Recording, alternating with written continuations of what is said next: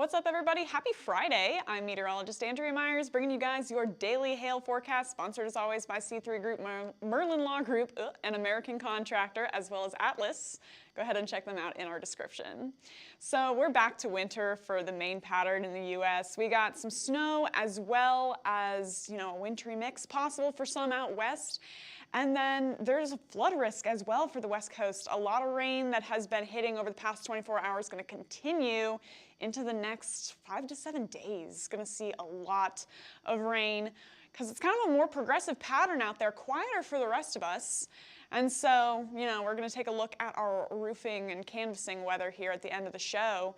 But for now, we're going to be taking a look at that active pattern across the U.S. But before we get into everything, check us out. Hail Trace 4.0 is coming soon, so if you guys don't have our products, now is the time to get those.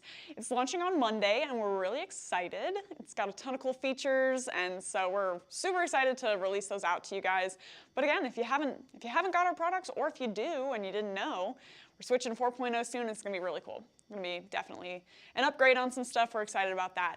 And then also next week, we're going to be talking to you guys about the top 10 weather events of 2022. We try to do this every year and kind of recap what the most significant severe weather systems that happen throughout the U.S. were, and so we're going to do that next week, talk about hail and wind. So, drop in the comments if you guys think you know what the number 1, 2, 3, whatever systems are, and we'll let you know. One is going to be each day next week. So then, here's our active pattern that we've got. For most of the U.S., it's going to be pretty west to east flow. That means it's going to be pretty quiet. However, for the West Coast, pretty much once you get west of the Rockies, that's where things start to pick up a little bit.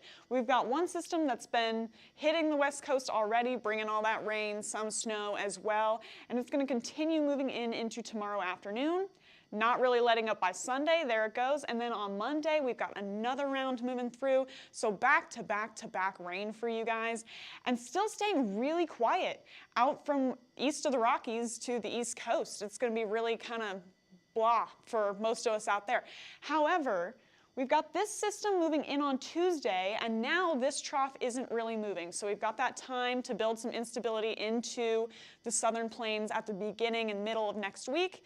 And we'll see if this trough is going to interact with that at all as it tracks through. So it's potential that we could see things moving away from the West Coast finally into the beginning/middle of next week around Tuesday. And then things picking up a little bit in the central plains. But for now, it's going to be a lot of the same. Pretty quiet across, most of the area. Oklahoma City has got some scattered showers today, not really anything wildly exciting.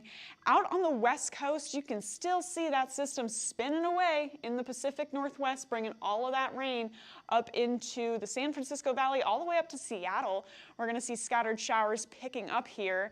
And then also got some snow out in the Intermountain West there near Denver, Cheyenne, all the way down into the Fort Denver and Grand Junction, Colorado area as well. Salt Lake City. So wintry out west, quiet out east. 47 degrees in Kansas City, working our way up to 55 in Atlanta, all the way up into 78 degrees in Miami. I think, far south, that's the only remnants of some spring, summer weather, and most of us are staying pretty typical for January right now. Watches and warnings. No surprise there, got a ton of them across most of California.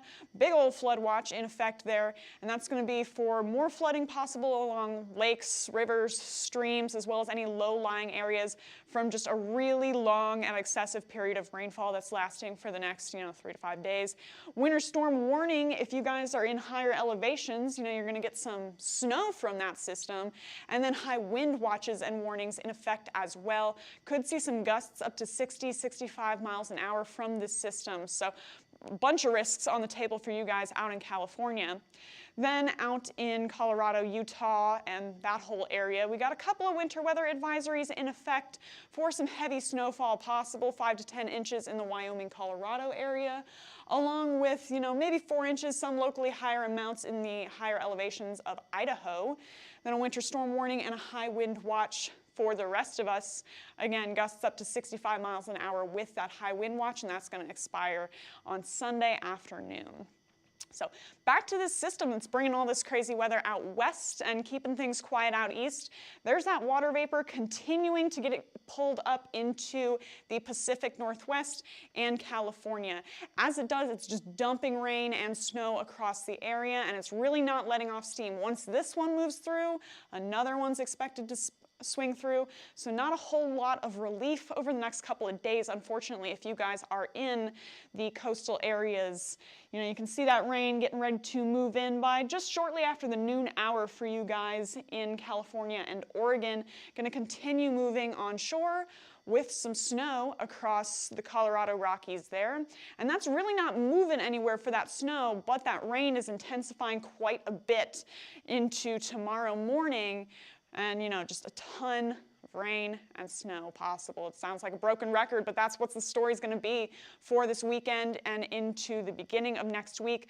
We'll see what we can get after that hopefully moves out of the way. But for snow accumulations from this, you know, gonna get a dusting to a couple of inches if you guys are in the Colorado Rockies or anywhere near Salt Lake City. And then some areas in the Sierra Nevadas could also get a couple of inches by tonight. Then things are gonna really pick up into the overnight hours, and that's where we could get up to a couple of feet of snow in some areas. And, you know, that's gonna stick around for California, tapering off a little bit for Colorado and Wyoming. But for the next 24 hours, could get a couple of inches of snow up in the Aspen area. So if you guys are looking to ski on Buttermilk, Snowmass area, could be a good area for that. And then Cheyenne, Salt Lake City, expected to get just a dusting for those two areas by tomorrow morning. As for rain, very different story. Could see maybe just a half an inch or so around Seattle, Portland, Eugene, just the coastal areas of Washington and Oregon. But once you get into that San Francisco Valley, that's where we're just getting that unrelenting rain pushing into the area. So could get up to 1.5 inches in some areas over the next 48 hours, almost hitting 3 inches in Redding. So again, not great if you guys are wanting that rain to taper off. 48 hours is not looking like it's going to be enough time for that system to move out of the way. Oh, San Francisco, you guys are going to be in it until really Monday, Tuesday, and that's, you know, when we've been talking about that system potentially moving out of the way. We could have one more moving through into Thursday and Friday, so it's a potential that you guys could see some widespread showers starting, or I guess ending this week, and then later next week. But hopefully there's going to be a period of a little bit of quiet in there for you guys, and that system to end things won't be quite as intense. So we'll see what we can get, but anytime from Saturday into Tuesday, I expect widespread showers for the area, as well as some heavier rain here and there. Lots of flood risks at play into the next few days for the San Francisco Valley area. Now for the Front Range as well as the South Plains. If you guys have been waiting to see if you guys can get out and, you know, do any canvassing or perhaps some roofing into tomorrow, here's what we have for the Front Range area, and then we're going to get to DFW South Plains. So for Denver, working our way up into the low 40s, so it's going to be chilly into tomorrow, but 0% chance of any precip, so it should be nice in terms of not needing any like umbrellas or raincoats, but you guys might need just a regular coat. If you guys are getting out there, it's going to be in the low 40s, so a little bit brisk in the Front Range. Then for Dallas, it's going to be a little bit warmer. That's expected for the South Plains, getting our temperatures up to 61 degrees by the mid to late afternoon, but we should have some scattered showers in the areas, so just be prepared for that. If you guys are going out and about tomorrow for canvassing or for anything in the area, you know, you could see some spotty showers happening anytime throughout the morning and afternoon. So that's what we have for you guys into the next few days, and we'll keep you updated on what's going on. You guys can follow us on YouTube, Facebook, Instagram, Twitter, and TikTok. Hit See First on Facebook so you never miss a live video, and smash that subscribe button on YouTube. Follow us on TikTok now. We can post things, so we're going to start doing that.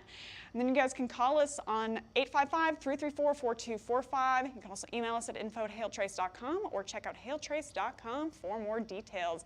Get ready for that 4.0 launch as well as our top 10 weather events recap. We'll see you guys next week, and for now, I'm meteorologist Andrea Myers. Thanks for watching.